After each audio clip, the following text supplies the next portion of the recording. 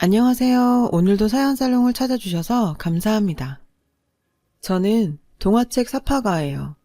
프리랜서라서 작업은 재택근무로 하고 있어요. 남편은 친구와 함께 컴퓨터 관련 회사를 운영하는데 벌이가 꽤 괜찮은 편이죠. 우리 집엔 저랑 남편 외에 시아버님도 함께 살고 있어요. 사실 아버님과 함께 사는 게 쉬운 일은 아니에요. 아무래도 집안에 어른이 계시다 보니 신경 쓸 게 많거든요. 이런 절 보고 주변에선 대단하다고들 해요. 시아버님 모시는 게 뭐 그리 대단할 일이냐고요? 사실 거기엔 약간의 사정이 있거든요. 가슴 아픈 가정사가요. 저희 아버님은 몸이 안 좋으세요. 거동이 불편하실 정도로요. 저희 부부가 결혼하고 얼마 안 돼서 뇌출혈로 쓰러지셨는데 이후에 뇌졸중 진단까지 받으신 상태죠. 그 후로 거동은 물론 주위 도움 없이는 일상생활도 불가능한 상태예요. 저도 처음부터 몸 아픈 시아버지를 모시고 살 생각은 없었어요. 상황이 그러니 모시게 된 거죠. 제 남편은 사남매 중에 막내로 위로 형 둘과 누나 한 명이 있어요. 남편이 그러는데 자긴 어려서부터 집안의 눈엣 가시였대요. 어머님과 형들 그리고 누나한테요. 이미 든든한 두 아들과 살림 미천인 딸까지 있으니 딱 됐다 하는 찰나에 계획에 없는 넷째가 태어나서 어머님은 무척 황당하셨다나 봐요. 먹고 살기도 힘든데 입만 늘었다고요. 그래서일까요? 남편은 어린 시절을 생각하면 암울한 기억뿐이래요. 늘 혼났던 기억과 어머님의 푸념이 떠올라서죠. 넌 태어나지 말았어야 했어. 자신을 낳아준 엄마한테 그런 말을 듣고 살았으니 어린 나이에 얼마나 상처가 됐겠어요. 언젠가는 하도 억울해서 악을 쓰고 대들다 죽도록 맞기도 했다더군요. 엄마가 그럴 정도니 형제들은 또 오죽했겠어요. 어린 동생을 보살펴주긴커녕 늘 종부리듯 했다더라고요. 그런 남편에게 유일한 버팀목은 아버님이셨죠. 당시 시부모님은 주말 부부셨는데 아버님 일터가 지방에 있어서 그랬대요. 금요일 밤에 오셔서 일요일 저녁에 다시 내려가셨는데 그래서 남편은 늘 금요일 밤을 손꼽아 기다렸다더군요. 아버님은 자식들을 차별하진 않았지만 유독 막내인 남편을 특히 아끼셨대요. 볼 때마다 안아주고 놀아주실 정도로요. 그러니 남편이 아버님을 좋아하지 않을 수가 없었겠죠. 아마도 어머님이 남편을 못마땅해 하는 걸 알고 계셔서 더 그러셨는지도 모르겠어요. 방학이 되면 남편은 아버님을 따라 아버님 숙소에서 지내곤 했대요. 집에 있는 것보다 그 편이 더 좋았다고 하더라고요. 자신을 유일하게 사랑해주는 아버님이 아니었다면 자긴 일찌감치 나쁜 선택을 해서 세상에 없었을지도 모른다고 하더군요. 남편을 살린 건 아버님의 사랑이었어요. 그래서 남편은 아버님을 기쁘게 해드리려고 공부도 열심히 했고 엄마와 형제들의 구박도 꿋꿋이 참고 버텼대요. 그렇게 중학교 3학년이 된 남편은 충격적인 일을 겪게 되었는데 그건 바로 어머님의 외도였죠. 몰래 남자들을 만나고 다니는 걸 남편이 목격한 거예요. 한 번은 아버님이 안 계신 틈을 타 새벽녘에 애인을 안방까지 불러 관계를 갖기도 했다더군요. 사춘기였던 남편은 충격을 받았지만 아버님께 알릴 용기가 나지 않더래요. 혹시라도 부모님이 이혼을 하시면 아버님과 떨어져 살게 될까봐 어린 마음에 두려웠겠죠. 그래서 어머님에 대한 분노를 속으로 삭힐 수밖에 없었고요. 그래서 더욱 공부에 매진했대요. 꼭 성공해서 아버님과 둘이 살려고요. 성적이 좋았던 남편은 대학에 가고 싶었지만 집안 형편을 알기에 욕심을 부릴 수만은 없었죠. 그렇다고 손 놓고 포기할 수도 없었고요. 그래서 중학교 3학년 때부터 그 나이에 할 수 있는 아르바이트는 다 했다나 봐요. 하지만 중학생 벌이가 오죽했겠어요. 고작 해야 용돈벌이 정도였죠. 그래서 빨리 취직해 돈을 벌어야겠다는 생각에 고1 담임선생님께 상황을 얘기했더니 성적 장학금을 노려보면 어떻겠냐고 조언해 주시더래요. 그렇게 다시 남편은 희망이 생겼고 전보다 열심히 공부에 매진했대요. 게다가 이후로도 담임 선생님은 많은 도움을 주셨고, 덕분에 남편은 수능 시험에서 고득점을 받을 수 있었죠. 이후 선생님께서는 장학금을 받고 입학할 수 있는 학교까지 알아봐 주셨대요. 그 덕분에 남편은 원하던 대학에 들어갈 수 있었고요. 하지만 남편의 합격 소식에 기뻐한 건 가족 중 아버님 뿐이셨대요. 심지어 형들과 누나는 남편이 대학에 합격한 사실조차 몰랐다네요. 다들 살기 바빠서 그랬을 거라고는 하는데 아무리 그래도 그렇지 가족끼리 너무한 거 아닌가요? 암튼 대학에 들어간 남편은 친구 덕분에 자취를 하게 됐고 덕분에 집을 나을 수 있었죠. 정확히 말하면 더부살이였어요. 잘 사는 친구가 자기 자취방 한 켠을 공짜로 내준 거였으니까요. 그렇게 남편의 대학 생활은 시작됐고 1학년 가을 우리 부부는 만나게 되었어요. 우리가 같은 학교를 다닌 건 아니고요. 제가 친구들과 남편의 학교 축제에 놀러 갔다가 만난 거였죠. 남편의 동아리 친구가 제 친구와 사귀고 있었거든요. 일종의 가지치기였죠. 남편은 제게 먼저 호감을 드러냈고 저도 선한 인상의 남편이 싫지 않았어요. 무엇보다 대화가 잘 통했거든요. 막차 시간에 몰려 얘기 중에 헤어져야 했는데 남편이 연락처를 묻더라고요. 메모지에 적어 건넸는데 며칠 뒤 남편이 제게 전화를 했더라고요. 이후로 우린 몇 번 더 만나다가 얼마 후 사귀게 되었어요. 남편은 학교 수업에 아르바이트까지 눈코 뜰 새 없이 바쁜 와중에도 늘 저를 챙겼죠. 그렇게 성실하고 착한 남편이 전 믿음직스러워서 좋았고요. 그러다 남편이 군에 입대를 하게 됐고 우린 장거리 연애를 하게 됐어요. 한 번은 음식을 싸들고 면회를 갔는데 글쎄 남편의 얼굴에서 광이 나지 뭐예요. 어떻게 된 거냐고 물었더니 난생 처음 눈치 안 보고 삼시세끼 꼬박꼬박 먹고 사니까 마음이 그렇게 편할 수가 없네. 나 이러다 말뚝박고 싶어지면 어쩌지? 그땐 그저 우스갯소리로만 들었는데 나중에 남편이 살아온 얘기를 들어보니 그때 남편 심정이 이해가 가더라고요. 오죽 사는 게 힘겨웠으면 그랬을까 했죠. 그렇게 연병장의 시계는 돌아갔고 남편은 제대를 했어요. 그 사이 저는 출판사에 취직을 했고요. 복학을 한 남편은 다시 예전처럼 알바와 학업을 병행하며 바쁜 생활을 이어갔죠. 그러던 어느 날 졸업을 한 학기 남기고 친구와 창업을 하겠다고 하더라고요.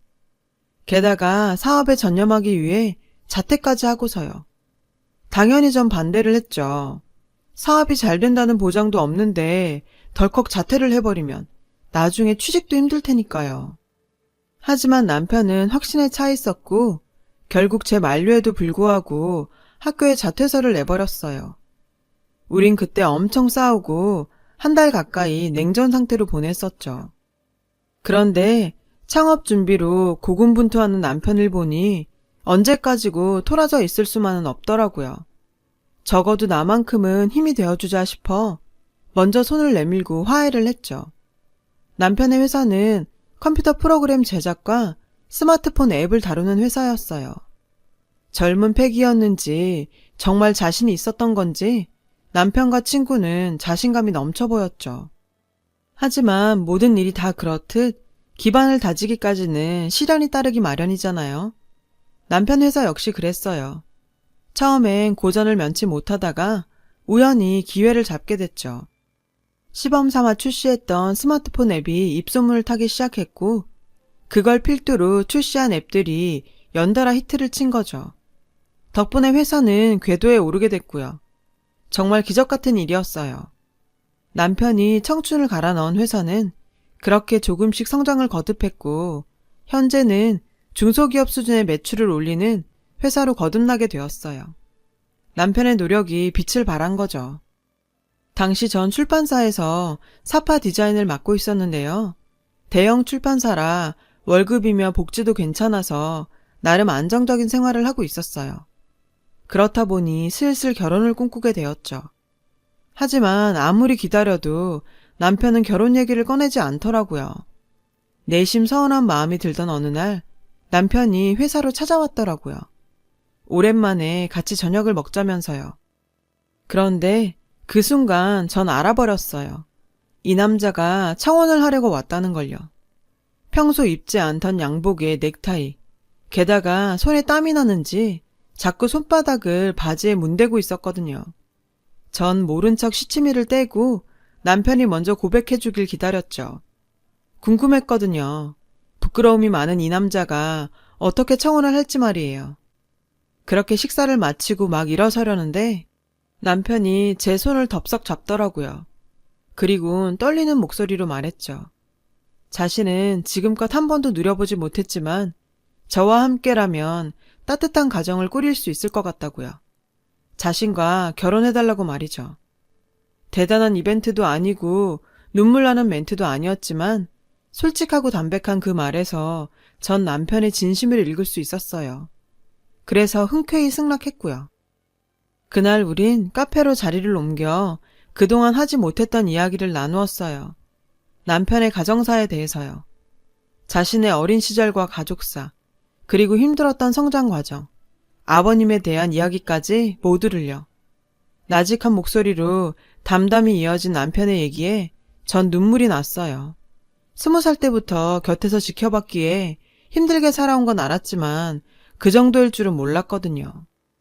이번에 인사드리러 가보면 알겠지만 나한테 가족은 아버지뿐이야. 혹시 다른 사람들이 상처 주는 말을 해도 그냥 듣고 넘겨줬으면 좋겠어. 미안해, 내가 이런 놈이라서. 전 그런 남편한테 걱정 말라고 했어요. 직장생활 짬밥이 얼만데 그런 자리를 못 넘기겠냐고요. 그러면서도 내심 걱정이 되긴 했죠. 앞으로 계속 볼 시댁 식구들이니까요. 그렇게 우리는 시댁에 인사를 드리러 가게 됐어요. 집에 가보니 남편 말대로 우릴 환영해주는 건 시아버님 뿐이더라고요. 어머님은 보자마자 빈정거리셨죠. 지 형들보다 먼저 가겠다니 나 원참. 넌 장유유서도 모르니? 생전 연락 한 번 없더니 결혼할 때 되니 부모가 필요하긴 했나 보지? 배은망덕한 놈 같으니라고. 시종일관 어머님은 남편을 깎아내리는 말만 해대셨어요. 그런 어머님 앞에서 남편은 죄인처럼 고개를 숙이고 있었죠. 얘긴 들었지만 막상 눈앞에서 보니 가슴이 미어졌죠. 그날 우린 최대한 감정을 억누른 채 시어머니의 푸념을 듣다가 저녁도 제대로 못 얻어먹곤 쫓겨나다시피 나왔어요. 분하고 화가 났지만 나보다 힘들 남편을 생각해 꼭 참았어요. 반면 우리 집에서 남편을 반갑게 맞았죠. 이미 부모님과는 학부 때부터 얼굴도 익힌 데다 밥도 몇 번 먹었던 사이라서 마치 아들 대하듯 자연스럽게 대해주셨거든요. 남편도 자기 집에서와는 달리 밝고 활기찬 모습이었고요. 그런 모습을 보니 저도 덩달아 기분이 좋더라고요. 가여운 사람, 처가에서라도 대접받고 살게 해야겠다 마음 먹었죠. 그리고 얼마 뒤 양가 상견례가 있었어요. 바로 전날까지 전 시어머니 때문에 걱정을 많이 했는데 웬일인지 상견례 자리에서는 멀쩡히 행동하시더라고요. 아무래도 사돈 앞이라 그런 거겠지만요. 우린 둘 다 모은 돈이 많지 않아서 조촐하게 친척들과 친구들만 불러 식을 올리기로 했어요. 그렇게 결혼식 당일이 되었고 우린 별탈 없이 식을 올릴 수 있었어요. 그런데 결혼하고 얼마 안 돼 일이 터지고 말았죠. 아버님이 쓰러지신 거예요. 병원에 가보니 뇌졸중이라고 하더군요. 그런데 그 말을 들은 시어머님이 세상을 다 산 사람처럼 곡을 하시지 뭐예요. 전생에 내가 무슨 죄를 지어서 저 인간 병수발까지 해야 돼? 지질이 복도 없지. 아이고 내 팔자야. 사람들이 쳐다보는데도 아랑곳 않고 자신 팔자 타령을 하시더라고요. 그 모습을 본 남편은 주먹을 부르르 떨었어요. 전 혹여 남편이 무슨 짓이라도 벌이지 않을까 가슴을 조였죠. 한참을 고글하던 시어머님은 저희 부부를 보며 그러시더군요. 니네 형 누나들 바쁜 거 알지? 보니까 니네가 제일 한가한 것 같던데 집에 들어와서 네 아버지 간호 좀 해라. 새아기 너도 어차피 결혼을 했으니 일 그만둬야 할 거 아니니? 시집 온 지 얼마 안 된 며느리한테 시아버지 병수발 떠넘기는 것도 모자라 뭐가 그리 당당한 건지 이해가 안 됐죠. 게다가 들어와서 병수발을 하라니 말인즉슨 시집살이를 하라는 거잖아요. 하루아침에 시집살이에 병수발까지 하게 되다니 기가 막혀서 말도 안 나왔죠. 아버님 간호까지는 어떻게 봐주겠지만 그래도 이건 아니죠. 그런데 남편은 흔들리는 것 같았어요. 그날 밤 남편은 제게 아버님을 우리가 모셔야 할 것 같다고 하더군요. 하지만 그러기에 우리 집은 무리였죠. 세 사람이 살기엔 저희 집이 좁았거든요. 게다가 환자를 모시는 거라 더더욱이요. 그런 제 말에 남편은 눈물까지 흘리며 부탁을 했어요. 그 눈물을 보니 저는 안 된다고만 할 수는 없었죠. 그래서 그래, 내가 한번 접어주자 했죠. 그렇게 우린 시댁과 합가를 결정했어요. 전 출판사에 사직서를 내고 본격적으로 아버님 병간호에 나섰죠. 근데요, 제가 어머님 대신 당신 남편 병수발까지 들고 있는데도 어머님은 손 하나 까딱 안 하시지 뭐예요. 게다가 잔소린 또 어찌나 해대는지 누가 보면 제가 시댁에 친정아빠 모셔와 사는 줄 알겠더라니까요. 성질 같아선 다 엎어버리고 싶었지만 남편을 봐서 꼭 참았어요. 비록 거동은 힘드시지만 볼 거 들을 거 다 하시는 아버님은 절 볼 때마다 눈시울을 붉히시며 어눌한 말투로 미안하다고 하시더군요. 그 모습이 어찌나 짠하던지 울컥했죠. 그와는 달리 어머님은 절 괴롭히는 것도 모자라 툭 하면 아버님 옆에서 빨리 죽으라고 곡을 하셨죠. 아우, 저 인간 차라리 빨리 요단강이나 건널 일이지. 정말 인간 같지도 않더라고요. 아버님 앞에서 서슴없이 그런 소리 해대는 걸 볼 때마다 전 오기가 생겨서 아버님 간호를 그만둘 수 없었어요. 보란듯이 잘 해내겠다 마음먹었죠. 남편은 남편대로 늘 제게 미안해했어요. 살림하랴 시집살이하랴 아픈 시아버님 간병하랴. 솔직히 지금도 그때 일을 생각하면 우라가 치밀곤 해요. 그런데 문제는 이게 다가 아니었어요. 남편과 제가 둘이 벌어 살다가 남편 혼자벌이로 살림을 해야 하는 판에 시어머니의 아픈 시아버지까지 돈 들어갈 곳은 늘어났고 그러다 보니 가게는 점점 구멍이 나기 시작했거든요. 그러던 어느 날이었어요. 장을 보고 집에 왔는데 아버님이 안 계시는 거예요. 거동도 불편하신 분이 혼자 밖에 나가셨을 리도 없고 그래서 어머님께 달려가 아버님 행방을 물었죠. 그런데 글쎄 요양원 갔어. 이러시지 뭐예요. 저는 갑자기 무슨 요양원이냐고 되물었지만 어머님은 엉뚱한 소리만 해댔죠. 내가 네 고생 덜어준 거야. 고마운 줄이나 알아. 내가 아는 지인이 운영하는 요양원이 있는데 거기서 받아주겠다고 하길래 보냈다. 돈 걱정은 말아라. 내가 낼 테니. 기가 막혔어요. 아니, 그런 일을 가족과 상의도 없이 도둑장가 가듯 치러요? 저는 당장 남편한테 전화해서 이 사실을 알렸어요. 그랬더니 남편이 한 걸음에 달려왔더라고요. 남편은 어머님한테 가서 아버님이 어디 계신지 당장 말하라고 다그쳤죠. 그런데 소용없었어요. 아무리 어르고 달래도 입을 꾹 다물고는 말을 안 하시더라고요. 그리고 얼마 뒤 저는 남편이 말했던 대로 어머님의 외도를 목격하게 되었어요. 집에 남자를 들이신 거죠. 도대체 어디서 남자들을 그렇게 데려오는지 정말 한심해서 말도 안 나오더라고요. 밤마다 안방에서 새어나오는 그 더러운 소리에 정말 토할 것 같았어요. 전 그때 난생 처음 사리를 느꼈다니까요. 도저히 참을 수 없어서 남편을 잡고 분가하자고 난리를 쳤죠. 남편도 그러고 싶어 보였지만 그간 보증금을 야금야금 헐어먹은 탓에 당장 직구할 돈이 없어서 참을 수밖에 없었어요. 그렇게 1년가량이 흘렀어요. 남편은 그 사이 전국 요양원을 다 뒤졌죠. 그런데도 아버님의 행방은 찾을 수 없었어요. 그러던 어느 날이었어요. 상황이 급반전되는 일이 벌어진 거예요. 그날은 주말이라 어머님과 남편 모두 집에 있었거든요. 그때 초인종 소리가 들렸어요. 나가보니 대문 앞에 아버님 연배의 어르신이 서 계시지 뭐예요. 혹시 집안 어른인가 싶어 남편을 불러서 아는 분이냐고 물었죠. 모른다더라고요. 그런데 내가 혹시 윤수냐? 제 남편 이름을 물으시더라고요. 남편이 그렇다고 했더니 대뜸 저한테 그럼 그쪽이 수연이겠구나, 윤수처. 제 이름까지 아시더라고요. 제가 맞다고 했더니 어르신은 제 손을 덥석 잡으시고는 울기 시작하셨어요. 그 소리에 안에서 어머님이 나오셨죠.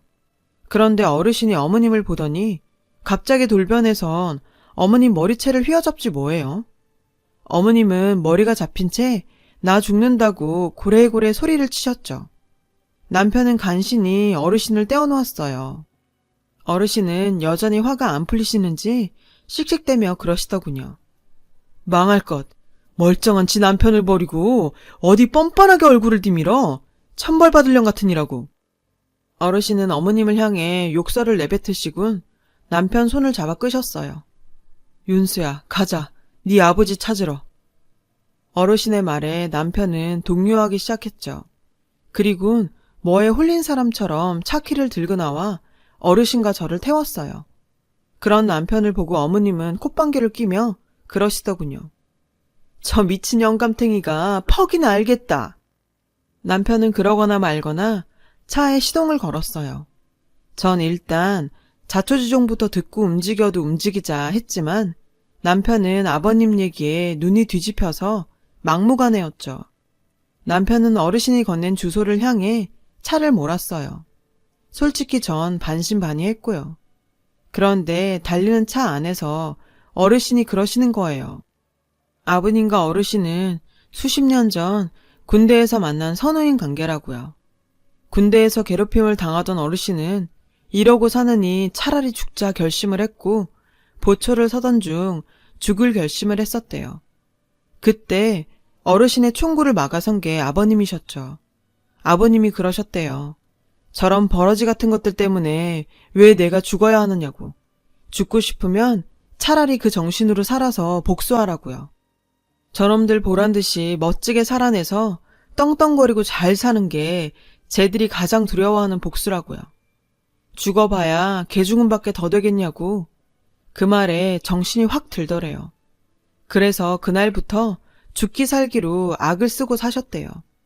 아버님은 제대하는 그날까지 어르신을 곁에서 지켜주었고 그렇게 두 분은 의형제로 지내셨다고요. 하지만 제대 후 얼마 안 돼 어르신 가족은 미국으로 이민을 가게 되었고 타지에서 먹고 사느라 바빠서 연락도 못하고 사셨다고요. 그렇게 아버님과 연락이 끊어진 거죠. 그러다 은퇴 후 생활에 여유가 생겼고 유독 아버님 생각이 간절해서 무작정 한국을 방문하셨었대요. 수소문 끝에 가까스로 아버님과 재회할 수 있었다네요. 얘기를 들어보니 우리가 결혼을 하던 그 시기쯤 같았어요. 이후로 한동안 통화도 하고 편지도 주고받았었는데 갑자기 또 연락이 끊어졌다더군요.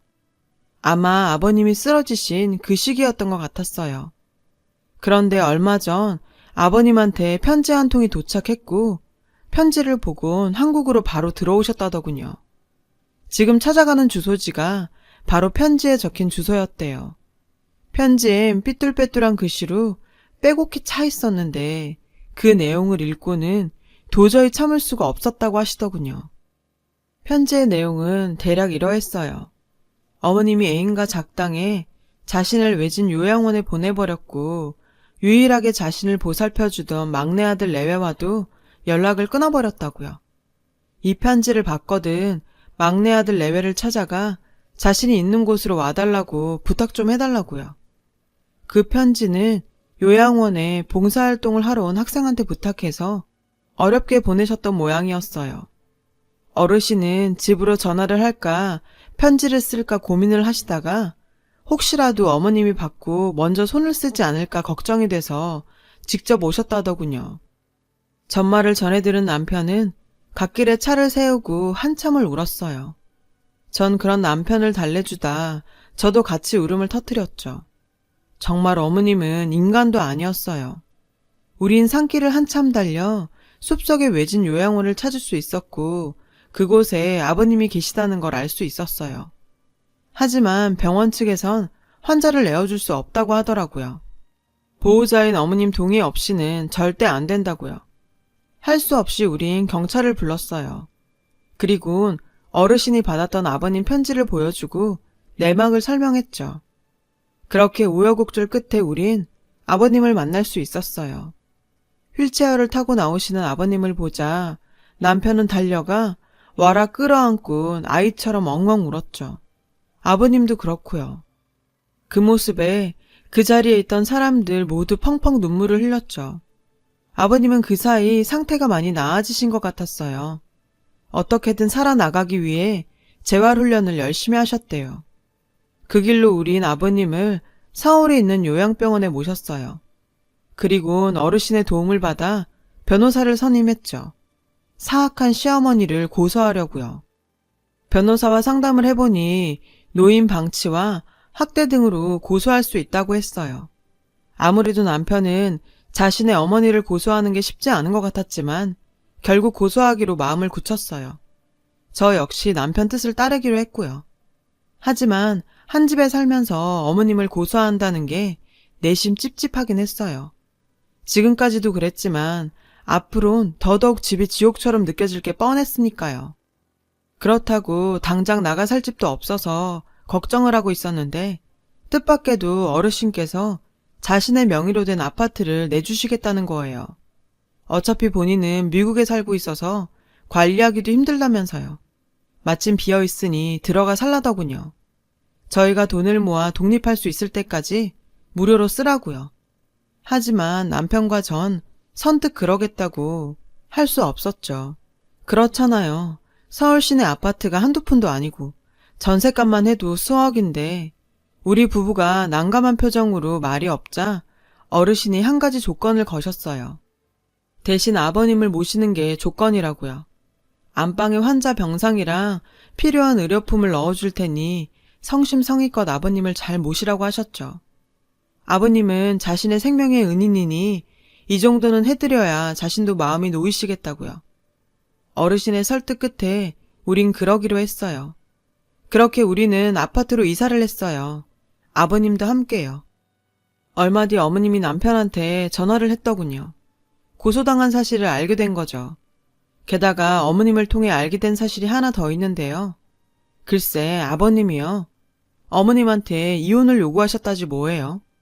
게다가 어머님의 상간남들 모두에게 간통에 대한 위자료까지 청구하셨고요.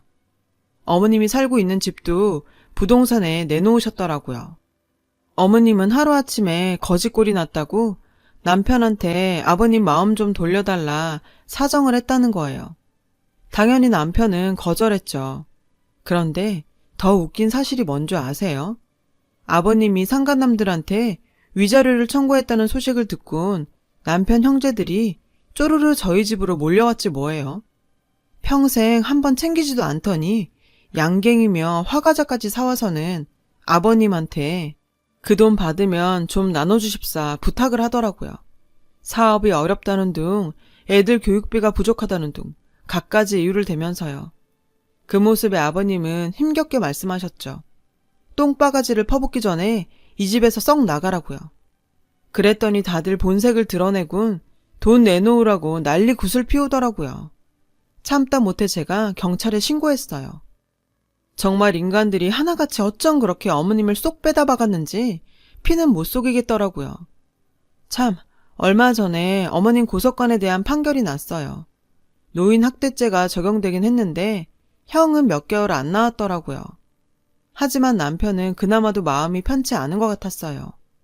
당연하죠. 자기 어머니인데. 그리고 전 앞서 말씀드린 대로 전에 거래하던 협력업체로부터 하청을 받아 프리랜서 동화 사파가로 일하고 있어요. 재택근무로 하는 거라 아버님 간병을 하면서 진행하고 있죠. 솔직히 살림하랴 일하랴 간병하랴 힘들긴 한데요. 그래도 우리나라 복지 정책이 잘 돼 있어서 기관에서 간병 도우미도 보내주셔서 그나마 덕 좀 보고 살고 있어요. 그렇게 파란만장한 남편의 가정사는 이렇게 전화위복으로 끝을 맺었어요. 이번 일을 보며 그런 생각이 들더라고요. 무심코 행했던 선행 하나가 큰 복이 되어 돌아올 수 있다고요. 그래서 저도 아버님 잘 모시고 착하게 살려고요. 착하고 성실한 남편 내조도 잘 하고요. 그럼 언젠가 저도 복 좀 받겠죠? 여러분, 사연 댓글에 응원과 현명한 조언 부탁드려요. 좋아요와 구독은 저에게 큰 힘이 됩니다. 오늘도 좋은 일 가득하세요.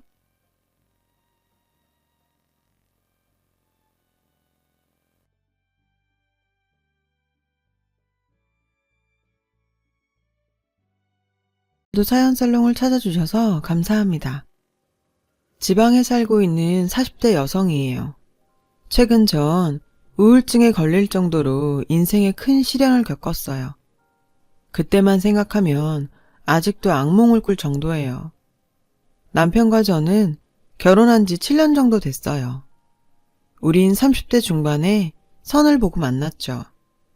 늦은 나이지만 따질 거 다 따지고 결혼했어요.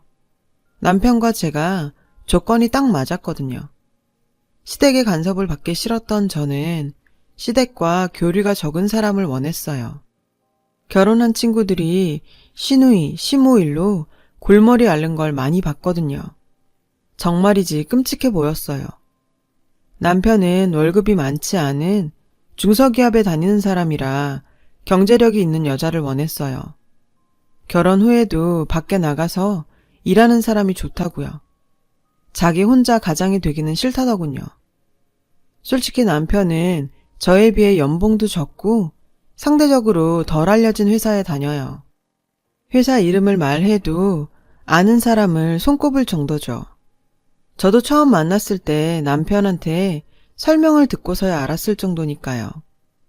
반면에 저는 20대 중반에 대기업에 취직해서 진급을 거듭해 왔어요. 제 입으로 이런 말 하기 뭐하지만 제가 능력이 좀 돼요.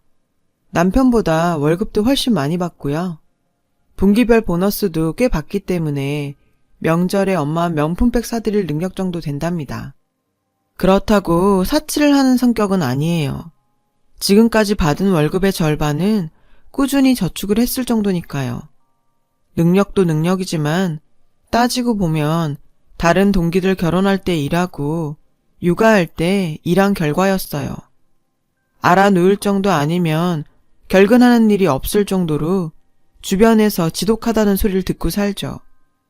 솔직히 30대까지는 회사까지 관두고 결혼하는 사람들이 이해가 안 갔어요.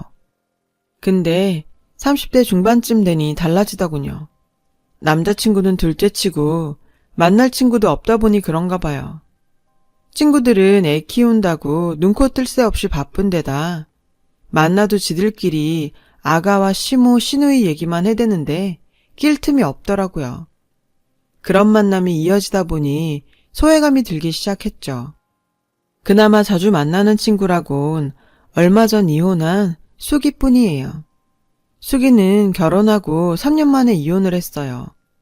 결혼할 때만 해도 변호사 남편 만났다고 주위 친구들이 많이 부러워했어요. 결혼도 호텔에서 했고 사회자로 유명 개그맨까지 섭외했고요. 근데 위자료도 못 받고 합의 이혼했다는 거 보면 수기한테 책임이 있는 것 같았어요. 자기도 쪽팔리는지 말 안 하더라고요. 아무리 친해도 억지로 물어보기 좀 그랬고 언젠가 수기가 솔직하게 말해줄 거라 생각했어요. 주변 친구들 중에는 20에 결혼해서 애 셋 낳고 사는 친구도 있고 수기처럼 이혼한 친구도 종종 생겨나긴 했지만 친구들이 사는 걸 보니 저도 좀 생각이 달라지더라고요. 그제서야 저도 결혼해야겠다 생각이 들었어요. 그때 저희 남편을 만난 거죠. 외모도 평범하고 무던한 사람이라 좋았어요. 나이에 비해 배도 안 나오고 자기관리도 잘한 것 같고요. 특히 남편 쪽엔 우리 결혼에 왈가왈부할 시댁이 없었어요. 남편한테는 미안한 소리지만 그게 가장 혹한 조건이기도 했어요. 남편 아버지는 어릴 때 도망갔다고 했어요. 초등학교도 들어가기 전에 바람나서 집 나간 이후로 얼굴 한번 본 적 없다더라고요. 사춘기 때 같이 찍은 사진도 다 태워서 사진 한 장 없고요. 그래서 남편은 할머니 손이 컸다고 하더군요. 어머니는 남편이 중학생 때 재혼해서 새 가정을 차렸다더라고요. 처음에는 재혼한 남자도 소개시켜주고 같이 살자 했었나 봐요. 그런데 배달은 동생 태어나고 점점 소원해졌다고요. 남편의 유년 시절 얘기를 들을 때마다 참 복없는 사람이다 생각했어요. 부모한테 받은 것도 없고 유년 시절도 그렇게 보내서 본인도 자신이 자식 낳아 잘 키울 수 있을지 모르겠더래요. 살아온 과정은 달랐지만 그런 것과는 상관없이 우리는 반년 정도 만남을 가지다 바로 결혼했어요. 남편도 저처럼 나이 때문에 결혼을 서두른 비혼주의자였어요. 하지만 아이 문제에 대해서만큼은 서로 의견이 달랐죠. 저는 아이를 꼭 가지고 싶었지만 남편은 그 반대였어요.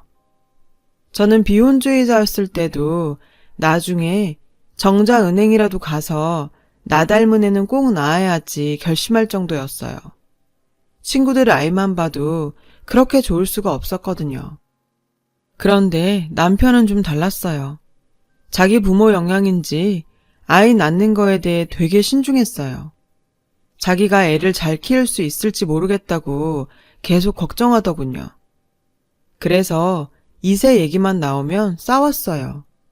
의견 차이가 좀처럼 좁혀지지 않더군요. 그래도 결혼하면 달라지겠지 싶어 결혼을 했어요. 저도 일한다고 바빠 당장 애를 갖고 싶지는 않았어요.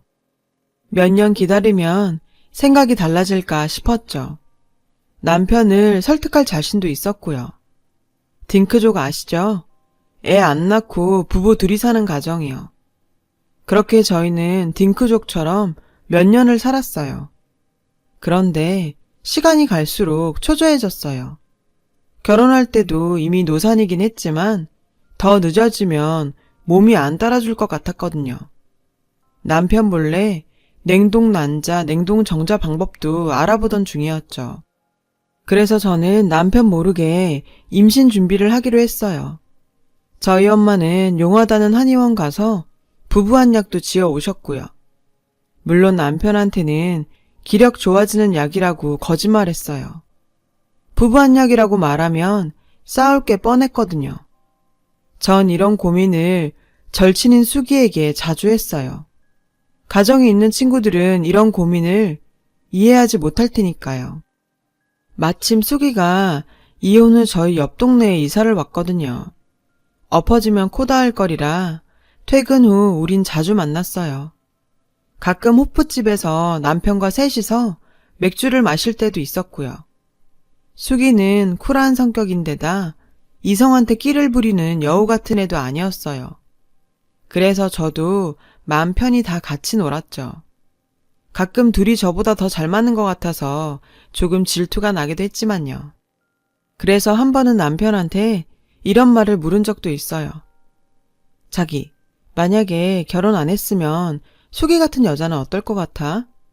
그랬더니 남편은 자기 취향이 아니라고 하더군요. 좀 부담스러운 타입이라면서요. 그러니 그런 질문 하지 말라고요. 실례라면서. 그래서 전 남편한테 사과했어요. 그런데 어느 날이었어요. 텔레비전에 아기들 나오는 예능 많잖아요. 생전 그런 프로는 안 보던 남편이 그걸 보면서 애들이 참 귀엽네 라고 지나가는 말로 하더라고요. 전 이때다 싶어 남편한테 아이에 대한 생각이 좀 달라졌냐고 슬쩍 물었어요. 그러자 남편은 전보다는 아기가 눈에 밟힌다고 하더라고요. 좋은 변화라고 생각했죠. 남편은 자기 친구들 중에 아기 있는 집이 많은데 조카들이 삼촌 하는 소리만 들으면 마음이 좀 뭉클했대요. 그래서 남편에게 더 늦기 전에 애를 하나 갖는 것도 괜찮을 거라고 했어요. 그랬더니 남편이 그게 마음처럼 쉽냐며 방으로 들어가더군요. 아니, 저만 좋자고 애 낳자는 거 아니잖아요. 비협조적인 남편의 태도에 순간 기분이 좋지 않았어요. 언제까지 자기 고집만 부릴 건지 참. 그러다 코로나19가 터졌어요. 요즘은 온 나라가 코로나 때문에 난리잖아요. 저희 옆 회사만 해도 확진자가 나와서 회사 방역하고 난리도 아니었죠. 사실 그때까지만 해도 저와는 먼 나라 얘긴 줄 알았어요. 우리 부부는 마스크도 꼭 하고 어디 갈 때마다 손 소독하기로 약속했어요. 둘 중에 한 명이 걸리면 나머지 한 명도 걸릴 테니까요. 어린 나이도 아니고 건강 망가지는 거 한순간이잖아요. 특히 저희 남편은 일 특성상 출장이 잦아요. 영업직이거든요. 저는 남편이 혹시라도 출장 갔다가 코로나에 걸릴까봐 마음을 졸였어요. 하지만 그게 남편의 생계니 어쩔 수 없었죠. 최근 들어 남편은 출장이 잦아졌어요. 코로나 때문에 옆부서 일까지 하게 됐더라고요. 집에만 오면 헬스칸 얼굴로 앓는 소리를 했죠. 전 그런 남편이 안쓰러워 출장 전후로 좋은 것만 가져다 먹였어요. 그런데 결국 사단이 나고 말았어요. 그날은 남편이 지방에 출장 갔다 오는 날이었죠. 전 퇴근 후 집에서 저녁을 차려놓고 기다리고 있었어요. 남편이 좋아하는 음식을 잔뜩 차렸죠. 그런데 남편이 전화를 받지 않더라고요. 그러다 자정이 지날 무렵에 남편한테 전화가 왔어요. 심각한 목소리로 큰일이 났다면서요. 하필 점심 먹으러 간 식당에서 확진자가 나왔다는 거예요. 제가 되도록이면 손님 없는 식당에서 밥 먹으라고 했건만 운이 안 좋았던 거죠. 어디에 하소연할 데도 없었어요. 하는 수 없이 남편은 자가격리를 해야 하는 상황이었죠. 남편은 지방 친구네 집이 비었으니 거기서 지낸다고 했어요. 저는 아무 의심도 하지 않았어요. 오히려 남편이 걱정되어 이것저것 생필품을 보내주려고 친구 집 주소를 물었어요. 그러자 남편이 극구 사양하더군요. 당신 일도 바쁜데 나까지 신경 안 써도 돼. 난 여기서 잘 지내고 있으니까 당신도 몸조심히 잘 있어. 그날부터 남편과 저는 전화로만 연락을 했어요. 다행히 저희 남편은 감염자랑 접촉을 하지는 않았고 식당이 커서 자리도 한참 떨어져 있었다고 하더군요. 참 다행이죠. 저는 이왕 남편과 떨어져 있는 김에 임신 준비도 하고 남편을 설득할 준비를 해야겠다 싶었어요. 회사에 휴가를 내고 산부인과도 갔고요. 다행히 나이에 비해 자궁 나이가 젊어서 임신 걱정은 안 해도 된다더군요. 의사 선생님은 임신 계획이 있으면 남편과 같이 내원해서 남편도 이것저것 검사받으라고 했어요. 그래서 바로 예약했죠. 걱정하고 간 산부인과에서 희망적인 말을 들으니 기분이 좋더라고요. 그래서 그날 동네 친구랑 쇼핑하러 백화점에 갔어요. 남편이 갖고 싶다고 했던 명품 신발이 있었는데 이참에 사두려고요. 그날 친구랑 갔던 백화점은 사실 평소에 제가 자주 가던 곳은 아니었어요. 저희 집에선 좀 멀거든요. 그날은 친구가 이왕이면 동네를 벗어나 바람도 쐴 겸 가자고 해서 간 거였죠. 전 가끔 생각해요. 만약 그날 제가 백화점에 가지 않았다면 전 지금 어떻게 살고 있을까? 백화점에서 남편 신발을 사고 내려가는 길에 아동복 파는 층이 있었어요.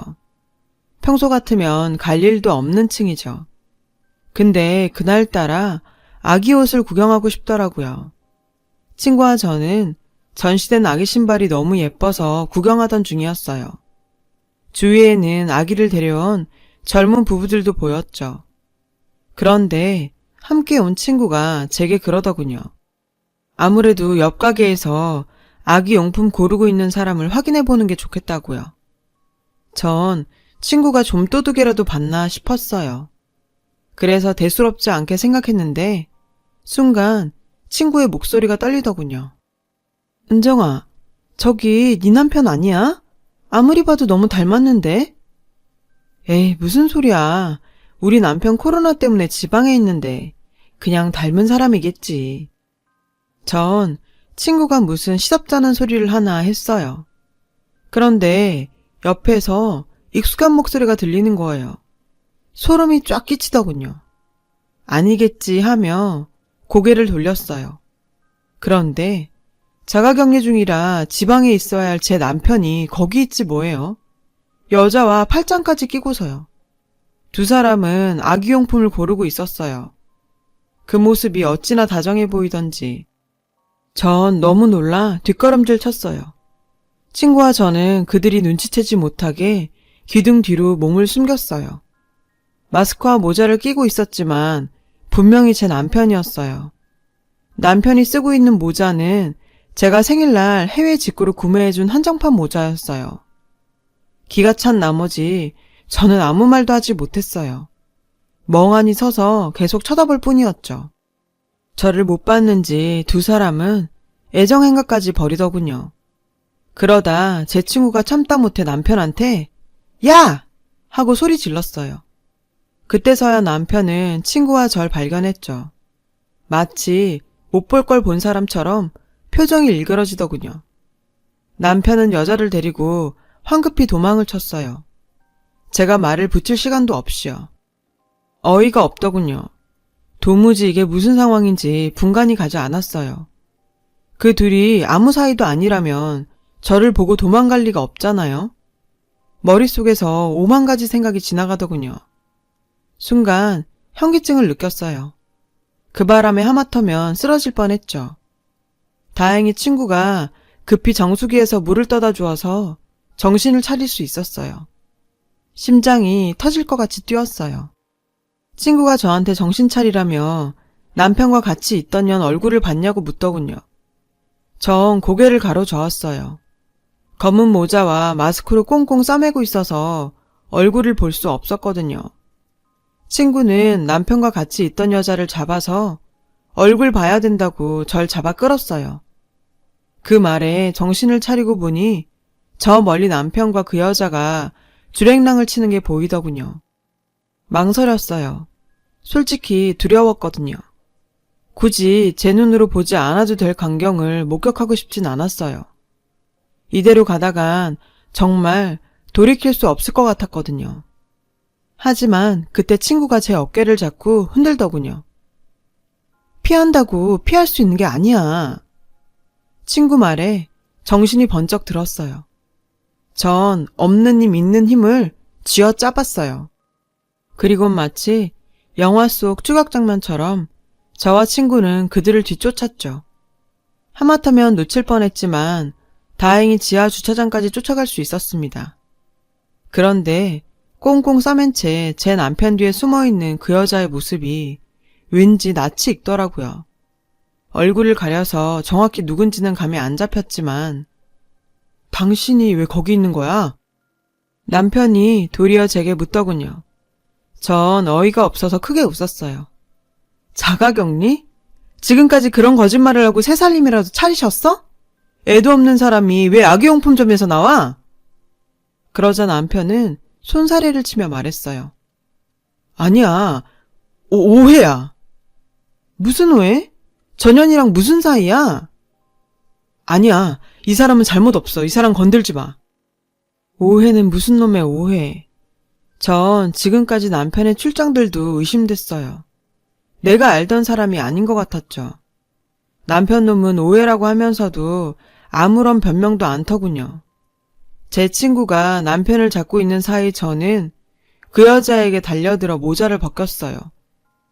그런데 이게 무슨 일인가요?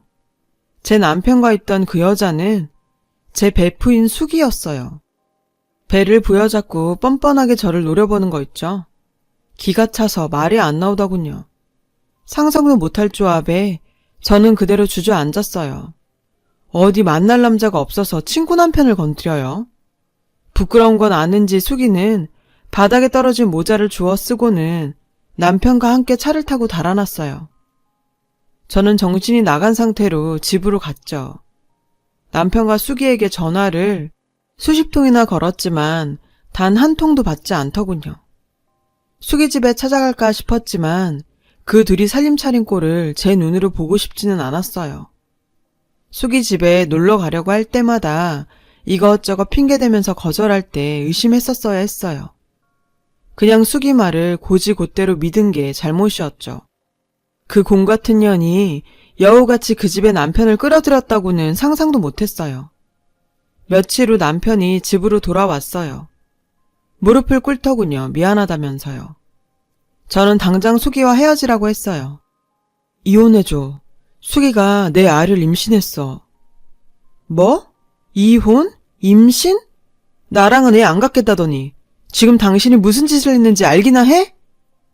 애써 외면하던 사실이 들어맞는 순간이었어요. 주차장에서 수기가 배를 잡고 저를 째려봤을 때 어느 정도 예상은 했지만 막상 남편 입으로 들으니 하늘이 무너지는 것 같았어요. 알고 보니 둘이 하루 이틀 만난 사이가 아니더군요. 만난 지 꽤 오래된 사이였더라고요. 제가 수기를 남편에게 소개해준 날부터 눈이 맞았다고 하니까요. 삼류 막장 드라마에나 나올 법한 일이잖아요. 저한테 이런 일이 생길 줄은 꿈에도 몰랐어요.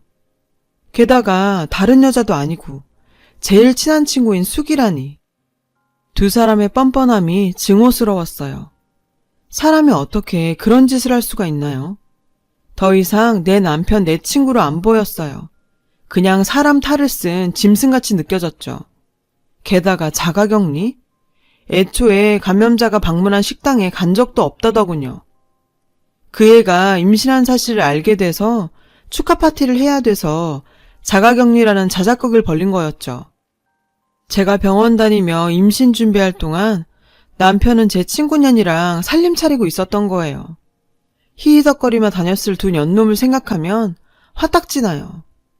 전 남편한테 물었어요. 언제까지 나한테 둘의 관계를 속일 생각이었냐고요. 설마 애 낳고도 속일 생각이었냐고. 돌아온 대답은 정말 가관이었어요. 수기가 내 애 가졌다는 거 알면 당신이 찾아가서 난리칠 게 뻔하니까 얘기 안 한 거야.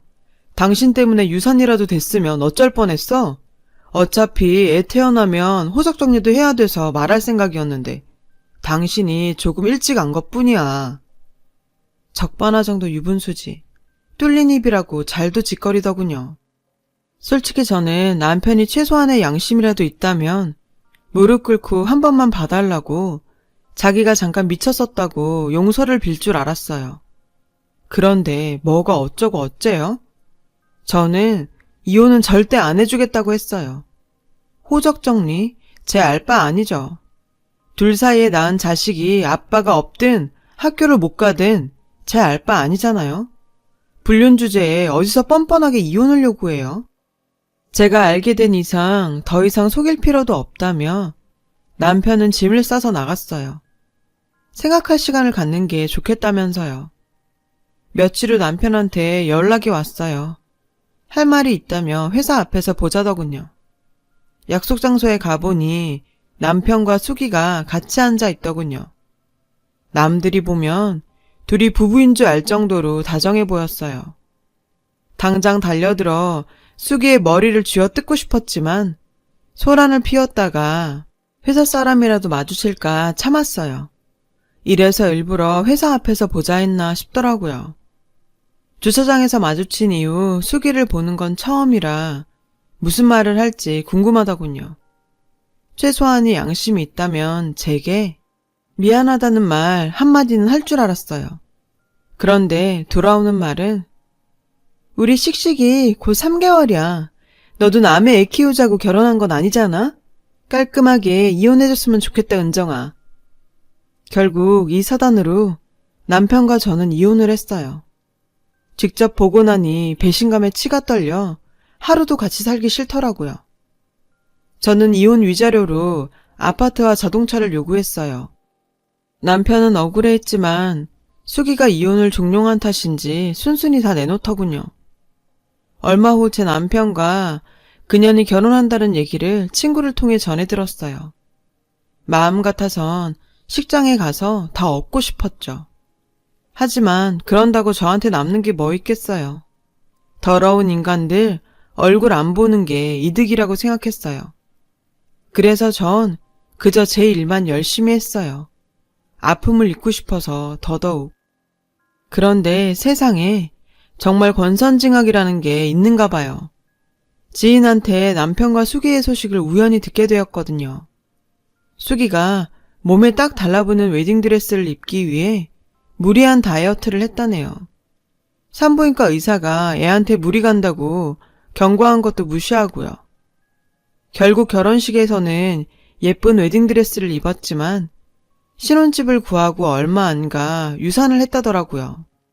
안 그래도 노산인데 다이어트까지 겹쳐서 벌어진 일이라더군요. 정말 슬픈 일이지만 전 헛웃음이 났어요. 남의 눈에 눈물 나게 하더니 정작 자신들은 피눈물을 흘리게 된 거죠. 결국 저에게 배신을 남겨준 두 사람은 유산을 겪은 후 헤어졌다더군요. 혼인신고서에 인주가 채 마르기도 전에 갈라선 거예요. 망신도 이런 개망신이 없죠. 글쎄, 더 기가 차고 어이가 없는 건요. 남편이 저한테 연락을 했다는 거예요. 회사에 자가격리를 한다고 거짓말을 하곤 불륜을 저지른 게 소문이 났다며 저보고 와서 자길 변호해달라고요. 최악의 경우 심할서를 쓰고 회사에서 잘리게 될지도 모른다고 울고불고 난리를 치더군요. 그 나이에 이직도 어렵고 앞이 캄캄할 테니 그럴만도 하죠. 물론 그 소문은 제가 퍼뜨린 게 아니에요. 그건 그렇고 평소에 행실이 얼마나 안 좋았으면 그런 소문이 나도 주변에서 도와주는 사람이 하나도 없었을까요? 뿌린 대로 거둔다는 말이 이렇게 딱 들어맞을 줄이야. 결국 남편은 감봉 3개월에 지방공장 관리직으로 발령이 났다고 해요. 잘리지 않은 걸 보니 그 인간 명도 참 질기죠. 언제까지 두 사람을 증오만 하며 지낼 수는 없었어요. 이혼까지 한 마당에 힘들게 쌓은 제 커리어까지 잃을 순 없으니까요. 그래서 정신 차려야겠다 생각했어요. 무리해가며 큰 프로젝트도 맡았고 다행히 일이 잘 풀려서 승진 기회도 얻을 수 있었습니다. 현재 저는 거래처에서 만난 사람과 연애를 시작했어요. 저보다 5살 어린 사람이에요. 심성도 착하고 저를 금이야 오기야 아껴줘요. 똥차 가고 벤츠 온다더니 그 말 틀린 말은 아니더라고요. 쓰레기는 빨리 정리하는 게 환경적으로나 정신적으로나 좋다는 걸 알면서도 왜 그렇게 미련을 가지고 있었나 모르겠어요. 제 이야기를 들어주신 모든 분의 가정에 항상 기쁜 일들이 함께하길 바랍니다. 여러분, 사연 댓글에 응원과 현명한 조언 부탁드려요. 좋아요와 구독은 저에게 큰 힘이 됩니다. 오늘도 좋은 일 가득하세요.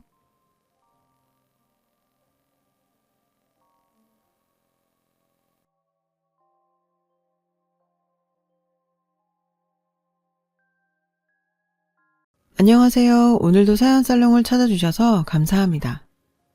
딸아이를 키우고 있는 30대 초반 아줌마예요. 같은 회사에서 지금의 남편을 만났어요. 20대 후반에 만나서 1년 반 정도 연애를 하다가 결혼하게 되었죠.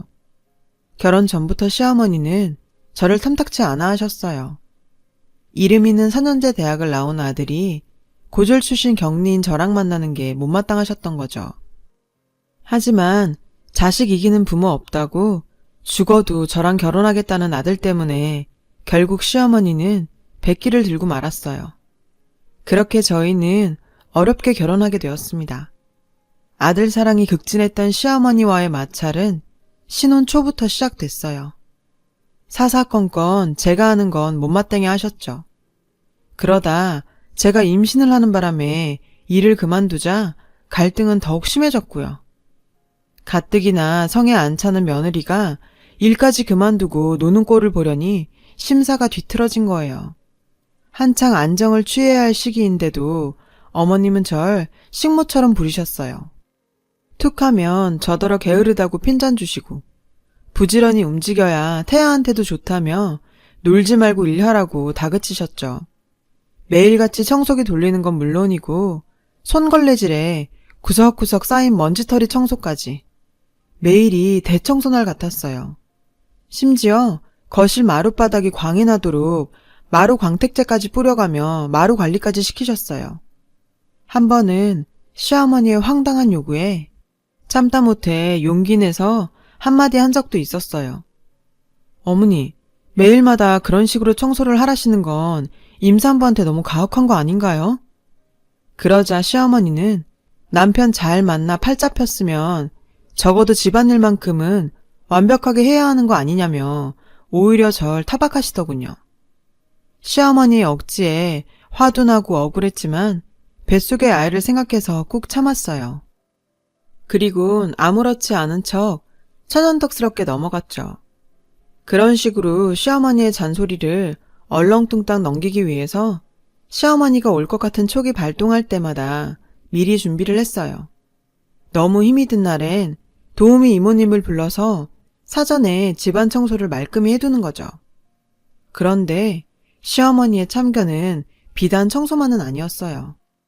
임신한 저에게 명절 음식 준비까지 떠넘기셨거든요. 명절 음식 준비는 일주일 전부터 공들여야 한다며 억지를 부리시면서 절 대갓집 머슴 부리듯 마구 부리셨어요. 그 바람에 전 평생 듣도 보도 못한 음식들을 명절 일주일 전부터 준비해야 했죠. 근데요, 사람 마음이 그렇잖아요. 똑같은 며느리인데 누군 일 많이 하고 누군 적게 하면 잘 지내던 사이에도 골이 생기는 거. 전 일주일 전부터 시어머니 잔소리를 들어가며 죽어라 일하는데 동서는 직장 다닌다는 이유로 명절 전날 와서 전이나 몇 점 붙이는 게 다였어요. 그나마 일찍 오기나 하면 말도 안 해요. 꼭 일 다 끝나갈 무렵 세상 일 자기가 다 한 얼굴로 오니 얄미운 거죠. 게다가 임신한 몸으로 시장 바다가 음식 냄새 맡아가며 일하려니 정말 죽을 맛이더라고요. 그러니 혼자 편의를 받는 동서가 미워 보이는 건 당연한 거 아닌가요? 따지고 보면 이게 다 며느리 부려 유난 떠는 시어머니 탓인데 말이에요. 그래도 어떡해요. 이 집에선 시어머니가 상전인데 까라면 까야죠. 그렇게 일을 시키면서도 툭 하면 임신했을 때 움직여야 순산한다는 말은 또 얼마나 하시는지 아주 귀에 딱지가 앉을 지경이라니까요. 그놈의 잔소리만 안 들어도 일할 맛 나겠구만. 얼마 전에도 저한테 한 소리 하시는데요. 어찌나 기가 차던지 말문이 막힐 정도였다니까요. 그래서 참다 못해 한마디 했죠. 어머니, 아무리 임산부한테 적절한 활동이 좋다고 해도 그렇죠. 굳이 명절 음식 준비를 일주일 전부터 할 필요는 없잖아요. 그러자 시어머니는 며느리가 돼가지고 버르장머리 없이 시애미한테 기어오른다면서 야단을 치시는 거예요. 시어머니의 막말에 화가 났지만 전 이번에도 뱃속의 아이를 생각해서 감정을 다스려야 했어요. 그렇게 10달이 지난 날 저는 드디어 출산을 했어요. 딸이었죠. 그런데 딸애가 태어난 지 얼마 되지 않아 저에게 가슴 아픈 일이 생기고 말았어요. 친정엄마가 중증 폐질환 진단을 받으신 거예요. 엄마는 면역이 약해진 상태로 폐가 많이 망가져서 호흡이 급속도로 약해지셨죠. 평소에도 호흡기 쪽이 약했는데 그동안 잔병 치레가 많아 잠깐 방심한 사이 결국 중증으로 발전된 거였죠. 엄마는 호흡곤란 때문에 일상생활까지 지장이 많았어요. 그래서 장기간 입원을 해야 했죠. 전 산후조리를 하는 둥 마는 둥 하군 엄마를 살피러 자주 병원에 드나들었어요. 출산 후에 아직 몸 상태도 온전치 않은데 육아와 병간호까지 겸하다 보니 제 몸은 말이 아니었죠. 결국 얼마 안 가 힘에 부쳐서 육아엔 소홀해지고 말았어요. 내 배에서 낳은 자식인데 저라고 그러고 싶었겠어요. 그래도 어떡해요. 딸아이는 그나마 남편이 봐줄 수 있고 정 안 되면 시어머니한테 부탁을 할 수도 있지만 친정엄마는 저뿐인데요.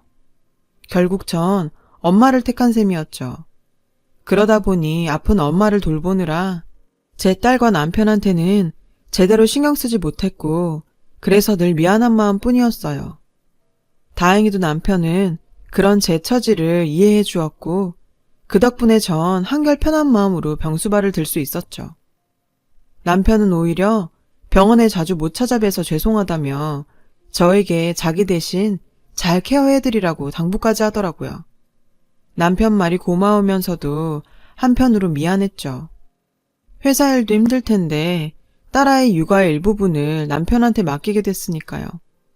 그래서 얼마 뒤부터는 제가 엄마 간호를 하느라 집을 비우는 시간에는 베이비시터를 불러 아이를 맡기곤 했어요. 제가 집에 있는 동안에는 평소에 못한 만큼 최선을 다해 육아에 힘썼고요. 하지만 이런 노력도 시어머니한테는 소용없었어요. 시어머니는 제 사정을 다 아시면서도 여전히 잔소리를 해대셨거든요. 안 그래도 친정엄마가 아프셔서 걱정이 태산인데 말이에요. 처음부터 절 탐탁치 않게 여겼는데 친정엄마 챙기느라 육아와 가사일에 소홀하니 이때다 싶으셨던 거죠. 저만 봤다 하면 불만을 쏟아내시는데 정말 해도 해도 너무하더라고요. 어떻게 된 게 잔소리가 전보다 더 심한 거예요. 그러던 어느 날이었어요. 시어머니께서 예고도 없이 저희 집에 찾아오셨더라고요. 그리곤 어지러진 집안 살림을 보시곤 역시 또 한 소리를 하셨죠. 설거지는 쌓아놓지 말고 그때그때 해야지. 이런 것도 말을 해줘야 하니? 세상에, 여기 늘어놓은 장난감들은 다 뭐니? 어쩜 집안꼴이 이게 다 뭐냐? 그러고도 내가 가정주부냐? 안 그래도 가뜩이나 힘든 판에 시어머니까지 오셔서 잔소리를 해대니 정말 폭발 일보 직전이었어요. 전 한다고 하는데도 꾸지람까지 듣고 보니 너무 억울하고 서러워서 그대로 펑펑 울고 말았죠. 그런데요, 제가 그렇게 우는데도 저희 시어머니는 눈 한 번 깜빡 안는 거 있죠. 제가 울고 있는 와중에도 끝까지 집안일 밀리지 말고 제때하라고 자신이 할 말 다 하시더라고요. 그래놓고 딸아이가 우니까 손녀딸 놀란다고 저보고 뚝 그치라고 화까지 내시는 거예요. 솔직히 당신 딸이면 그렇게까지 했을까요? 시자 들어가면 그 순간부터 남보다 못하다더니 그 말이 딱 맞더라고요. 정말 화가 났지만 딸애가 놀랄까봐 전 울음을 그쳤어요. 근데요, 솔직히 이게 말이 되나요? 아무리 시어머니지만 갑자기 자식 집에 찾아와서 사람 속을 이렇게 뒤집어놔도 되냐고요. 매번 이런 일로 감정은 상했지만 그렇다고 그럴 때마다 따지기도 그렇고, 게다가 시어머니 성격상 제가 따진다 해도 받아들일 뿐도 아니고, 암튼 말해봐야 제 입만 아프죠 뭐. 정말 사람 미치고 팔딱 뛸 노릇이었어요. 그런데요, 여기까지는 예고편에 불과했어요. 본편은 따로 있었죠. 시어머니가 저희 집을 찾아온 진짜 이유는요, 앞서 말씀드린 대로 저희 시어머니는 명절 일주일 전부터 명절 음식 준비를 시키거든요. 그 기간 동안 시댁에 들락거리면서 명절 음식을 해내야 하는데 글쎄 이번엔 저 혼자 다 하라시지 뭐예요. 동서는 회사 일 때문에 바빠서 명절 당일에나 온다나 뭐라나. 정말 헉소리 나더라고요. 안 그래도 언제 어떻게 될지 모르는 엄마 상태 때문에 혼자 두기 무서운데 일주일 넘게 병실을 비우라니 말이 안 되잖아요. 그래서 저는 결국 시어머니께 사정하듯 말했어요. 어머니, 저희 엄마가 많이 편찮으셔서 입원해 계신 상태인 거 아시잖아요. 저 일주일이나 자리를 비우고 명절 음식 못해요. 이번 한 번만 어머님께서 이해해 주세요. 다른 것도 아니고 부모 병수발 때문이니 이번엔 어머님도 이해해 주시지 않을까 하고 드린 말씀인데 글쎄 뭘 하시는지 아세요? 너 왜 이러니? 너 결혼한 순간부터 우리 집 사람인 건 모르니? 친정엄마 아프다고 우리 조상님들 밥 굶길 작정이야. 네가 정신이 있는 애니 없는 애니? 글쎄 이러시지 뭐예요. 그럼 이 집 귀신들 밥 먹이자고 우리 엄만 죽든 말든 내버려 두라는 건가요? 기가 막혀서 멍하게 쳐다보고 있는데 어머니께서 그러시더라고요. 아픈 사람은 아픈 사람이고 네 남편이랑 애는 챙겨야 할 거 아니야. 넌 언제까지 네 엄마 병수발 만들 셈이니? 아주 작정한 듯 따져 물으시더군요. 그러면서 시집 왔으면 시집 가풍을 따라야 한다시며 예정대로 일주일 전부터 음식 준비를 하는지 안 하는지 두 눈 똑똑히 뜨고 지켜보시겠다고 엄포를 놓고 가셨어요. 그날 밤 저는 남편한테 이 사실을 털어놓았죠. 그랬더니 얘기를 다 들은 남편은 자기가 시어머니를 잘 달래놓겠다고 하더군요. 그런데 문제는 시어머니만이 아니었어요. 이 일로 서방님과 동서도 저한테 감정의 골이 생겨버렸거든요. 제가 명절 때 시댁에 안 올 걸 대비해서 동서한테 연락을 하신 모양이에요. 꽝 대신 닭이라고 큰 며느리가 못 오면 둘째라도 와서 일하란 얘기였죠.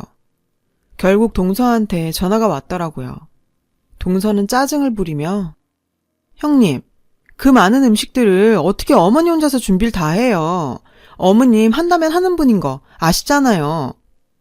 요게 아주 잔머리를 굴리더군요. 시어머니 핑계를 대고 절 몰아세우는 거 있죠.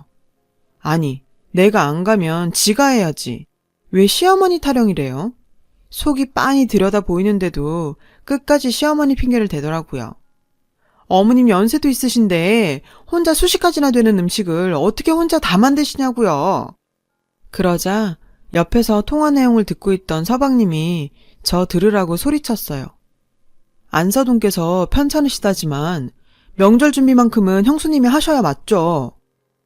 동서와 서방님의 되도 않는 말에 짜증이 났지만 여기서 제가 한 소리 했다간 명절 앞두고 집안에 분란을 일으킬 것 같아 전 일단 마음을 진정시켰어요. 그리고 생각해볼 시간을 달라고 했죠.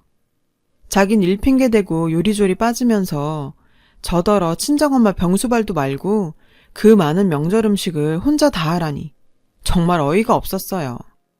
이 상황을 알게 된 남편은 제 편을 들며 동생하고 재수 씨한텐 자기가 대신 잘 얘기해보겠다고 하더군요. 이번 일로 남편도 중간에서 입장 곤란할 텐데 그렇게까지 말해주니 저도 좀 미안하긴 하더라고요. 그래서 이런 일로 형제간에 갈라놓느니 내 몸 고달프고 말지 싶어 그러지 말라고 했어요. 결국 제가 한 발 물러섰죠.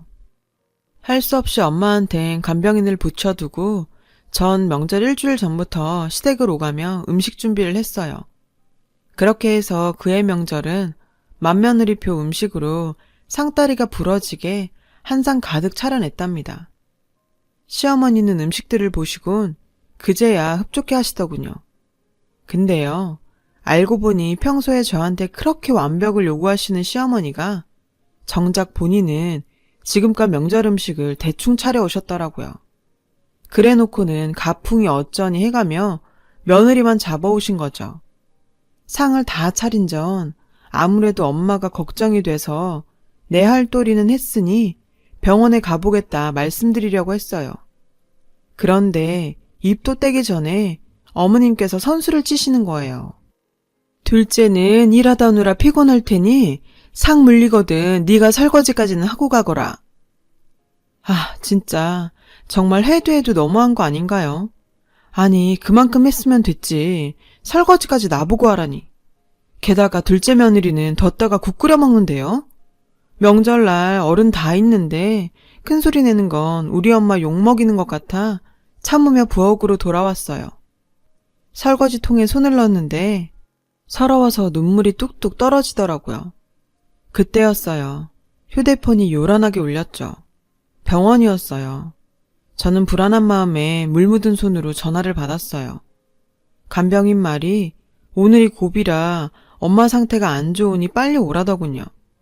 순간 다리가 후들거리고 정신이 몽롱해졌어요. 일단 전화를 끊고 방으로 들어가 시어머니께 상황을 설명했죠. 엄마가 위독한 상태라 당장 가봐야 하겠다고요. 그런데 시어머니 반응이 냉랭한 거예요. 게다가 시어머니 옆에 앉아있던 동서는 어떻게 맏며느리가 명절날 중간에 빠지냐면서 헛소리를 하지 뭐예요. 그러자 시어머니께서 그러시는 거예요. 너 하나 때문에 명절 분위기 망쳐야겠니? 어쩜 하나부터 10까지 내 멋대로니? 마치 못할 짓한 종년 몰아세우는 안방마님처럼 눈 내리깔고 그러시는데 정말 똥바가지라도 퍼붓고 싶은 심정이었어요. 그래서 전 더 이상 이런 인간들과 시간 낭비할 필요 없을 것 같아 그대로 나와버렸어요. 그러자 동서가 절 따라 나와 붙잡더라고요. 시어머니는 뒤에서 한숨을 푹푹 쉬며 혀를 끌끌 차고 있었고요. 전 동서 팔을 있는 힘껏 뿌리치고 그대로 달렸어요. 다행히 병원에 도착해보니 엄마는 무사히 한 고비를 넘기셨더라고요. 저는 놀란 가슴을 부여잡고서 일단 엄마 얼굴부터 살폈죠. 엄마는 급하게 오느라 앞치마 차림으로 온 절 보시곤 웃으시더라고요. 자신 때문에 놀랐을 딸을 안심시키려는 것 같았어요. 엄마는 아픈데도 오로지 제 걱정뿐이거든요. 우리 딸, 엄마 걱정돼서 왔구나. 내 걱정은 말어. 엄마는 우리 딸만 행복하면 돼. 제 손을 꼭 잡으시며 말하셨죠. 내 딸이 행복한 게 엄마 소원이야. 명절인데 엄마 때문에 이러고 와서 어쩌니? 엄만 괜찮으니까 얼른 시댁에 가봐라. 저는 시댁에 잘 얘기했으니까 걱정 마시라고 했어요. 그 외에 무슨 말을 하겠어요. 저는 그날 밤을 꼬박 새며 엄마 곁을 지켰어요. 엄마 손을 꼭 잡은 채 말이죠. 며칠 뒤 엄마는 안정이 되셨고 그제서야 저는 집으로 돌아갈 수 있었어요. 그렇게 정신없이 며칠을 병원에서 지내다 보니 저는 시댁에서 있었던 일을 까맣게 잊고 있었지 뭐예요. 뒤늦게서야 남편한테 시어머니 기분은 좀 풀리셨냐고 물었더니 다행히 어느 정도 기분이 풀리신 것 같더라고 하더군요.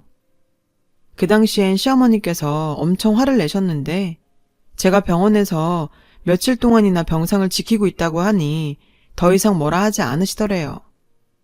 저는 시어머니가 화를 푸신 것 같아 다행이다 생각했죠. 그렇게 넘어갔고 어머니와도 감정을 좀 풀었어요. 그리고 몇 달이 지나서 추석 일주일 전쯤이던가요. 저는 지난 설에 시댁에서 뛰쳐나온 게 죄송해서 명절 음식을 준비하려 시댁에 가려던 참이었어요. 그래서 어머니께 차례 음식을 상의하려고 전화를 했는데 어머님이 대뜸 앞으로는 미리 음식 준비할 필요 없다고 하시지 뭐예요. 어리둥절했고 동서는 뭘 좀 아나 싶어서 동서한테 전화를 했어요. 이게 어떻게 된 일이냐고 물었더니 자기도 모르겠다고 하더라고요. 그래서 남편한테 혹시 이번 일에 대해 들은 게 있냐고 물었죠. 그러자 남편은 우리 엄마 그렇게 모진 분 아니야. 엄마도 이제 며느리 마음을 이해하려고 노력하시는 거겠지. 이러더라고요. 팔은 안으로 굽는다고 남편도 똑같다 싶었죠. 아무튼 이번 추석엔 미리 음식을 안 해도 된다니 저야 좋죠 뭐. 찜찜하긴 했지만 남편 말대로 좋은 쪽으로 생각하기로 했어요. 그런데 시어머니는 그렇다 치고 요즘 들어 남편이 많이 달라진 것 같았어요. 친정엄마 병원이 차도가 없어서 여전히 전 엄마를 돌보고 있었거든요. 그렇다 보니 딸아이 육아는 여전히 남편 몫이 많고요. 중간에 베이비시터에 문제가 있어서 남편과 상의해서 남편이 좀 더 보는 식으로 하자고 결론을 냈거든요. 저는 저대로 내 몸이 힘들다 보니 남편과 아이한테 소홀했던 게 사실이에요. 김병에 효자 없다고 장모 때문에 졸지에 육아를 떠안게 된 남편은 그동안 많이 지쳤던 모양이었어요. 여보, 당신 너무 장모님만 신경 쓰는 거 아니야? 장모님 병수 바라느라 힘든 거 아는데 그래도 나랑 우리 딸, 우리 엄마도 좀 생각해주라. 그동안 잘 참아왔던 남편은 결국 제게 불만을 토로했어요. 어느 정도 예상했던 일이죠. 하지만 다른 건 몰라도 시어머니에 대한 얘기는 솔직히 받아들이기 힘들더라고요. 그래서 남편의 말에 맞받아 쳤어요. 내가 엄마 때문에 가정에 소홀했던 거 인정해. 당신한테 늘 고맙고 미안하고. 그런데 말이야, 어머님 생각까지 해달라니 그게 무슨 소리야. 내가 누구 때문에 힘든지 알면서 나보고 뭘 더 하란 소리냐고. 당신도 알잖아, 어머님이 나한테 한 짓들. 결혼해서 지금까지 날 어떻게 대하셨는지 누구보다 당신이 잘 알 거 아냐. 그런데 어떻게 나한테 그런 소리래? 전 쌓인 감정을 남편한테 쏟아부었어요. 다른 사람은 몰라도 남편만큼은 절 이해할 거라 생각했는데 이런 소리를 듣고 보니 참을 수가 없었거든요. 솔직한 심정으로 시어머니한테는 조금도 신경 써드리고 싶지도 않았어요. 당한 만큼 앙금도 컸으니까요. 그런데 이상하죠. 주기적으로 찾아와 잔소리를 하시던 시어머니가 요 근래 들어 연락이 뜸하신 거예요. 툭하면 전화해서 잔소리를 하시더니 전화도 안 하시고 불시에 쳐들어오지도 않으시고요. 그래서 저는 심경에 변화가 생기신 건가 싶어서 불안하더라고요. 그런데 얼마 뒤 남편으로부터 뜻밖의 소식을 듣게 된 거예요. 글쎄 어머님이 폐암 2기라지 뭐예요.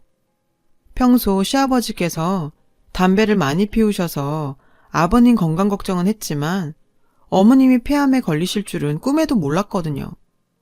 어머님은 이게 다 아버님 탓이라고 믿는 것 같았어요. 아버님 때문에 간접흡연으로 폐암에 걸린 거다 생각하시는 거죠. 처음엔 그저 감기가 길게 가는 걸 거라고 생각했는데 약을 먹어도 차도가 없자 병원에 가셨다가 폐암 2기 진단을 받으셨다더군요. 이 일로 시어머니는 아버님과 대판 싸우셨고요.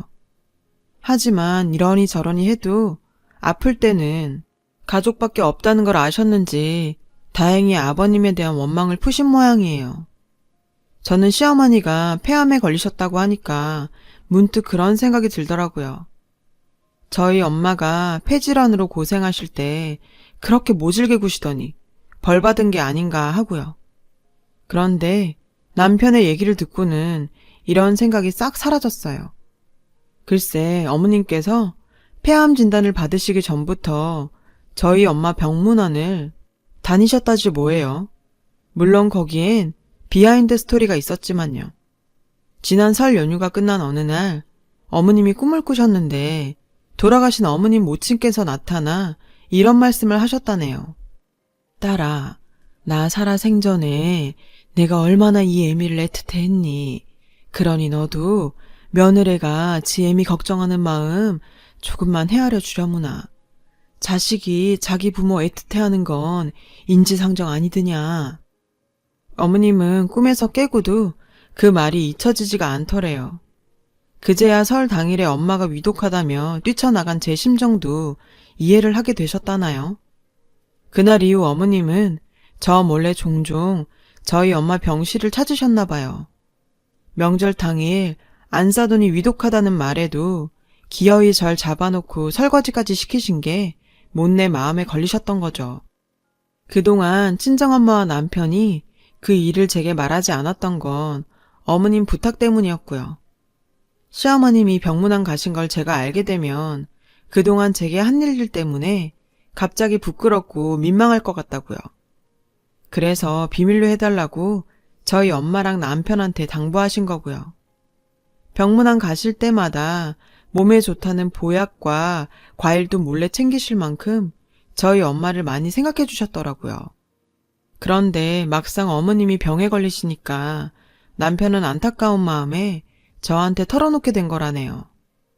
남편이 시어머니도 좀 생각해 달라고 했던 건 바로 이런 이유였던 거죠. 솔직히 꿈에도 몰랐어요. 어머님은 늘 절 못마땅해 하신다고만 생각해 왔었거든요. 고졸 며느리라고 시집살이 시키는 게 밉고 고깝기만 했었고요. 마음에 난 상처는 사람의 마음으로 고친다더니 그 말이 맞나 봐요. 어머님의 진심을 알고부터 그간 마음에 쌓였던 앙금이 눅놓듯 사라져버렸거든요. 그제야 비로소 어머님이 새롭게 보이기 시작하더라고요. 전 조금 늦은 감은 있지만 어머님께 전화드렸어요. 어머님께 신경 못 써드려서 죄송하다고 말이죠. 그랬더니 어머님께선 오히려 자신이 미안하다고 하시더군요. 어른이 돼선 부끄러운 모습을 보였다고요. 그러면서 당신이 아직 죽은 거 아니니 너무들 걱정 말고 가정이나 잘 꾸리고 살라고. 그게 어머니 바람이라고 하시더라고요. 처음이었어요. 어머님과 이런 대화를 나눈 건. 그날 이후 전 시댁에 자주 드나들며 어머님 몸 상태를 살폈어요. 그리고 몇 달 뒤 천만다행으로 어머님은 약물 치료 덕에 차도를 보이기 시작하셨고 식이요법과 꾸준한 운동으로 무사히 완쾌할 수 있었어요. 하지만 어머님과 달리 친정엄마는 전보다 폐 상태가 악화되었죠. 결국 이식만이 답인 상태였어요. 하지만 고생 끝에 낙이 있다고 기적처럼 친정엄마한테 맞는 폐를 이식받을 수 있었습니다. 그렇게 양가 어머님들은 비슷한 시기에 인생의 고비를 무사히 넘기셨고 덕분에 두 집안 모두 다시 웃음을 되찾게 되었죠. 어둡고 긴 터널을 걸어오면서 숱하게 흘렸던 눈물들이 솔직히 지금은 기억도 안 나요. 그건 아마도 지금의 행복이 너무도 값진 탓이겠죠. 결혼은 남자와 여자가 만나 가정을 이루는 게 아니라 서로 다른 두 집안이 만나 대가족을 이루는 일이라는 걸 일련의 사건들을 통해 경험했어요. 어렵게 얻은 우리 가족의 행복과 웃음을 다시는 잃지 않도록 앞으로도 서로 아끼고 보살피며 살아갈 겁니다. 여러분의 가정에도 복된 일들, 행복한 웃음이 가득하시길 바래요. 지금까지 제 사연을 들어주셔서 감사합니다. 여러분, 사연 댓글에 응원과 현명한 조언 부탁드려요. 좋아요와 구독은 저에게 큰 힘이 됩니다. 오늘도 좋은 일 가득하세요.